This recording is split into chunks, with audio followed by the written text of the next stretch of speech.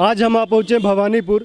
भवानीपुर वह विधानसभा सीट है जहां से ममता बंदोपाध्याय लगातार 2 बार विधायक रही हैं, 2011 में और 2016 में। यहीं पर ममता दीदी का घर भी है, परंतु इस बार वह यहां से चुनाव नहीं लड़ के नंदीग्राम से चुनाव लड़ रही हैं। तो आइए हम भवानीपुर की जनता से जानते हैं कि वो इसको कैसे देखते हैं। सर, ममता दीदी भवानीपुर छोड़ के नंदीग्राम चली गई हैं, ये भागना हुआ या मास्टर स्ट्रोक है? ये भागना ही हुआ, मास्टर स्ट्रोक नहीं है, सेल्फ गोल उन्होंने किया है। 2011 में 70% के करीब उनको वोट शेयर मिला था, तो 2011 में, तो 2016 में वो घट करके 47% या 45% के करीब आ गया है। अब 2021 में क्या हालत होगा तो आप आंकड़े के हिसाब से अनुमान लगा लीजिए।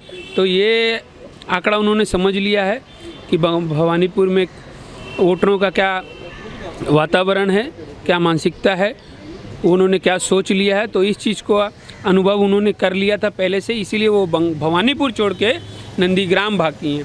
और नंदीग्राम में भी वो बच नहीं पाएंगे क्योंकि वहाँ के नंदीग्राम के पीछे राम जुड़े हुए हैं। तो अब देखें ना क्या हुआ, दीदी 2019 में राम जी के नाम पे इतनी चिढ़ती थी, राम जी के नाम से भागती थी, तो अब लास्ट में जाके नंदीग्राम राम के शरण में ही उनको जाना पड़ा है।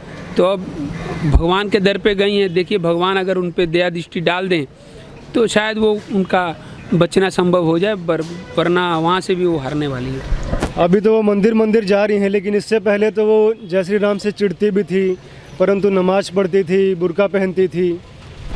मैं इस चीज़ में भारतीय जनता पार्टी को बधाई देना चाहता हूँ, क्योंकि ये विचारधारा की राजनीति वो जीत चुके हैं।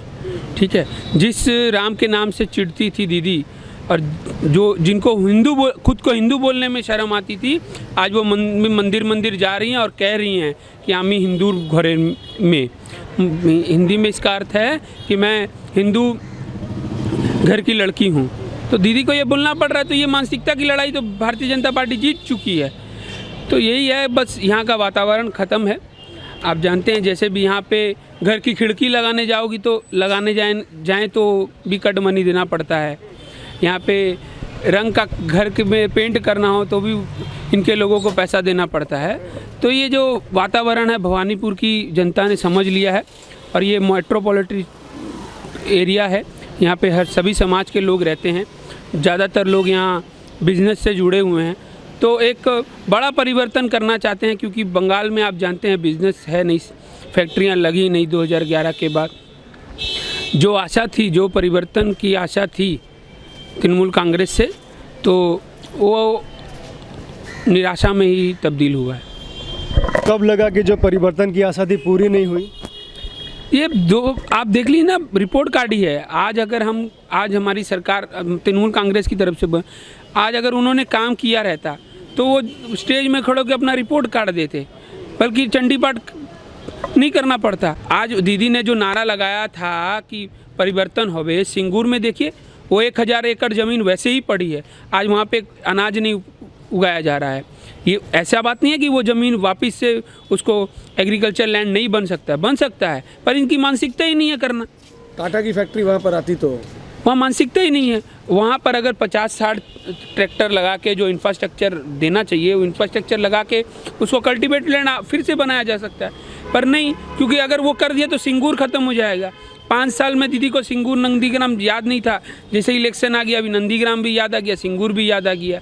तो ये सिर्फ एक सिंगूर और नंदीग्राम को एक राजनीतिक मुद्दा ही बना के रखना चाहते हैं और कुछ नहीं करना चाहते। सिर्फ यहाँ पर 2 घंटे पानी आता है।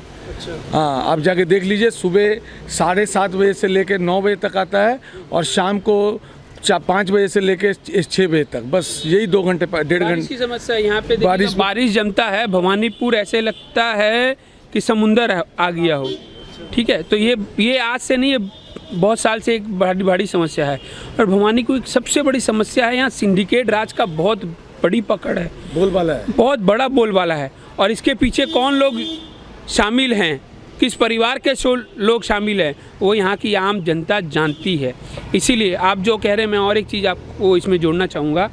आपने कहा ना 77-82 वार्ड, यहाँ पे हमारे भवानीपुर में हमारे मुस्लिम भाई की संख्या वहाँ ज़्यादा है। मैं एक चीज़ कह देना चाहता हूँ, ये 10 साल में जितनी परेशानी उन्होंने झेली है, ममता बनर्जी को वोट करने के बाद भी किसी और पूरे कलकत्ता शहर में जितने वार्ड हैं और किसी वार्ड ने नहीं सही होगी। वहाँ पर जिसको दायित्व दिया गया है जनाब फिराद हकीम, बॉबी हकीम को, उनके जो ममता बनर्जी के जो भाई हैं, वो महीने में एक दिन जाते हैं, वो भी 15 मिनट के लिए। तो आप बताइए, वो अपने एमएलए को नहीं मिल पा रहे हैं, अपने जनप्रतिनिधि को ही समस्या नहीं बता पा रहे हैं, तो वो अब की बार वोट क्यों करेंगे। मेरी कुछ लोगों से बात हुई है, वो खुल करके बोलना नहीं चाहते हैं इनके गुंडागर्दी से।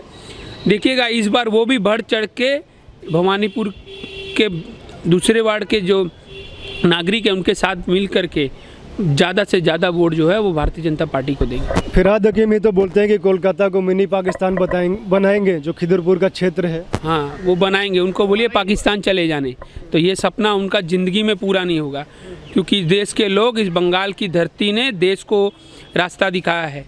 अंग्रेज़ों को खाड़ फेंकने में बंगाल का बहुत बड़ा योगदान हुआ है, यहाँ से शुरुआत हुई है। तो बंगाल की जनता ये कभी होने नहीं देगी। उससे पहले जनाब हकीम को उनकी चेयर से हटा दिया जाएगा। यहाँ का हर एक आदमी उनको बोलिए पाकिस्तान चले जाने, अगर उनकी ऐसी मानसिकता है तो यहाँ के लोग नहीं चाहेंगे। यहाँ के मुस्लिम ही नहीं चाहेंगे। यहाँ के मुस्लिम, बंगाल के मुस्लिम, एक जितने भी मुस्लिम हैं सब गलत बताया जाता है। एक राष्ट्रवाद है, राष्ट्रभक्त है, अपने हिंदुस्तान से बहुत प्यार करता है। उनके बोलने से क्या होगा। उनकी बात को, ये मिनी पाकिस्तान, तो वहाँ के हमारे मुस्लिम भाई बहनों ने खरीज कर दिया। उन्होंने ही उसके बात पर बोला कि ये गलत बोल रहा है। हम क्या बोलेंगे। हमारे अपने मुसलमान भाइयों पे हमें गर्व है, हमारे बंगाल के मुसलमान भाइयों पर। आपको क्या लगता है सर, टीएमसी या बीजेपी या जो कांग्रेस वाम का गठबंधन है वो? देखिए, रिजल्ट्स तो आपको 2 मई को पता चल ही जाना है। सबके सामने सब बात है। जो काम करेगा वो आएगा। और बंगाल की जो जनता है उसको एक बोलते हैं ना परिवर्तन चाहिए, और अपनी निजेर में को एकदम नहीं चाहिए, क्योंकि यहाँ पे कोई डिफरेंस, कुछ काम कुछ हुआ ही नहीं है। कोई बड़ी बड़ी कंपनीज है इंडिया में, सब जगह आ रही है, लेकिन कलकत्ता में नहीं आ रही है। इनको खाली बोलते हैं परिवर्तन चाहिए, वो अपने घर में ही चाहिए, बट पूरे बंगाल में नहीं चाहिए।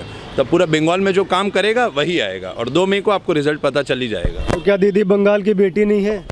बेटी तो दीदी है, लेकिन अभी कुछ दिन पहले बंगाल की बेटी के साथ कुछ हुआ, वो आपने शायद देखा नहीं है। उनके मुंह पे शायद एसिड या पूरा उनका फेस वो हो गया था, जल गया था। वो भी तो बंगाल की बेटी है। उनके पास तो अभी कोई नहीं जा रहा है। पाक सर्कस तोप से वहाँ पे कहीं आग लगे, कुछ भी हो जाए, वहाँ सब आ जाए। बट अभी चांदनी चौक में आग लगी थी, कहाँ कोई आया था? कोई नहीं आया था। नॉर्मल बिल्डिंग था, सब अपना काम निकल गए। वहाँ किसी ने इंपॉर्टेंस दी नहीं, किसी को किसी मतलब ही नहीं था। तो जो ममता दीदी है, पहले दीदी होती थी, अभी बेटी क्यों हो गई अचानक? दीदी बहुत कुछ बोलते हैं, वो खुद को बोलती हैं शेरनी। शेरनी तो इतने रंग बदलती नहीं है। घायल शेरनी और जानबूझ के घायल होना और घायल शेरनी होने में फ़र्क है। पहले दीदी माँ थी, पहले दीदी थी, फिर माँ बनी, फिर पीसी बन गई, अब दीदी मैं बन गई हैं। तो इतने रंग जो है वो शेरनी नहीं बदलती, आप सबको मालूम है। तो 2016 के बाद मैंने आपको कहा ना कि अचानक अभिषेक बनर्जी का जन्म हुआ। वो हम सब ने देखा है। उनके बड़े बड़े जो उनकी पार्टी के लोग थे, जो छोड़ करके आज जनता की सेवा के लिए भारतीय जनता पार्टी में आ रहे हैं, तो ये उन्होंने कहा है कि 2016 के बाद अचानक जन्म हुआ और दीदी से परिवर्तन होकर वो दीदी पीसी बन गई। तो यही परिवर्तन हुआ, और बंगाल में कोई परिवर्तन नहीं हुआ। दीदी की पार्टी में सिर्फ एक ही पोस्ट है, वो अभिषेक बनर्जी की, और बाकी सब लैंप पोस्ट है। किन्हों ने कोई काम नहीं किया, कोई फाइल नहीं की है। वो खुद बोलते हैं कि हम लोगों को रखा हुआ था क्लब में उद्घाटन करने के लिए। क्लब में जाओ, ऑफिस जाओ, क्लब उद्घाटन करो, बस यही, और कोई काम नहीं। कोई मिनिस्ट्री को कोई काम नहीं करने दिया है, खुद सिर्फ दीदी जहाँ अभिषेक बनर्जी ने किया है।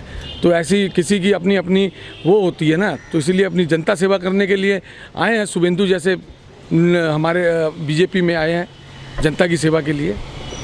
सर, पश्चिम बंगाल में हम लोग देखते हैं कि गुंडा राज बहुत है, और ये भवानीपुर चूँकि बिजनेसमैन्स का एरिया है, बिजनेस वाले कम्युनिटी बहुत हैं। अभी कल ही अर्जुन सिंह जो एमपी हैं बैरकपुर से, उनके घर पे हमला हुआ है बम से। तो यहाँ पे काम कैसे कर पाते, इतना गुंडा राज है जो भगवान भरोसे। आप जब किसी इंसान को पूछने जा रहे हो, यहाँ के जो स्थानीय निवासी हैं, आप उनके पूछे जाओ, वो चुपचाप हैं। क्यों चुपचाप हैं? ये गुंडागर्दी के डर से। कोई बोलने जाएगा उनकी दुकान में चले जाएंगे, कोई घर में आप आज बोल देगा उनके घर में चले जाएंगे, और ये ऐसे ही चलता जाएगा। यूपी में भी रिपोर्टिंग करते होंगे, तो वहाँ पर आप जब जाके किसी से पूछते हो तो आके बताते हैं कि नहीं, और यहाँ पर पूछे भागते हैं। ऐसा होता है कि नहीं होता है? बोलते नहीं है। तो क्यों नहीं बोलते हैं? डर है ना, इसीलिए नहीं बोलते हैं। आप क्या कहेंगे सर, क्या लग रहा है? कुछ नहीं बोल सकते सर। है दीदी या मोदी? हम कुछ नहीं जानते हैं सर। हम है इनका असली डर। पर ये डर जो है ना, ये 2 मई को निकालेंगे। ये डर 2 तारीख को वो ज़रूर बताएंगे, क्योंकि यहाँ के लोग शांति में रहना पसंद करते हैं, सब कुछ पसंद करते हैं। अच्छा आप बताइए, दीदी या मोदी? मोदी। तो ये देखिए लोग बड़ा धीरे धीरे बड़ा देर में सोच के बोलते हैं कि कुछ बोल देंगे तो पकड़े नहीं जाएंगे। पकड़े, ये परिवर्तन जब से 2011 में दीदी आई हैं तब से ही हुआ है। आप यहाँ पर एक कल्चर रहा है, यहाँ के सभी आप देखे होंगे, बहुत सी नुक्कड़ में आप जाके देखिएगा तो बहुत कम रह गया है। पहले क्या होता था ना, यहाँ पे सब समाज के लोग बैठे, कोई बीजेपी करे, कोई टीएमसी करे, कोई कांग्रेस करे, कोई भी पार्टी का हो, पर जब वो एक जगह बैठते थे, वो एक साथ बैठ के चाय पीते थे, सब करते थे। दुर्गा पूजा होती थी तो सब मिलजुल के करते थे। आजकल को दीदी ने वो भी नहीं छोड़ा, वो उसने लीड। आज पहले बोला जाता था उस एरिया की पूजा, आज चेतला में पूजा होती थी या यहाँ पर बड़ा बाजार के उस तरफ में पूजा होती थी तो उस पूजा के नाम से बोला जाता था। आजकल क्या बोला जाता है, वो बॉबी हकीम का पूजा, वो सुब्रतो मुखर्जी का पूजा, वो फलाना का पूजा, ये पूजा। तो इन्होंने ये पूजा को नहीं छोड़ा तो ये बंगाल की जनता इनको फिर कैसे छोड़ देगी। तो ये परिवर्तन जो एटमॉस्फेयर और ये कल्चर जो बंगाल का इन्होंने ख़राब किया है वो 2 तारीख को ठीक हो जाएगा। डर यहाँ पश्चिम बंगाल की जनता में है, लोग अपने दिल की बात नहीं बोल पा रहे हैं, लेकिन दीदी जो है मोदी को बोलते हैं कि तानाशाह है। तो तानाशाही किसकी चल रही है? जिस राज्य में एक इंसान को उसका बोलने का हक ना दिया जाए, जिस अपनी बात रखने का ना रखने दिया जाए, तो तानाशाही किसको बोलते हैं आप बताइए ना। कोरिया के किम जोंग का नाम सुना ना आपने, उनसे तुलना करते हैं अपने दीदी को। यहाँ बोलने की आज़ादी नहीं है, कुछ करने की आज़ादी नहीं है, खुल के जीने की आज़ादी नहीं है। बस डर यही है कि टीएमसी के गुंडे हम लोगों के घर पहुँच जाएंगे, हम लोग की दुकानों पर पहुँच जाएंगे, हम लोग को मारेंगे, बस यही चलता है यहाँ।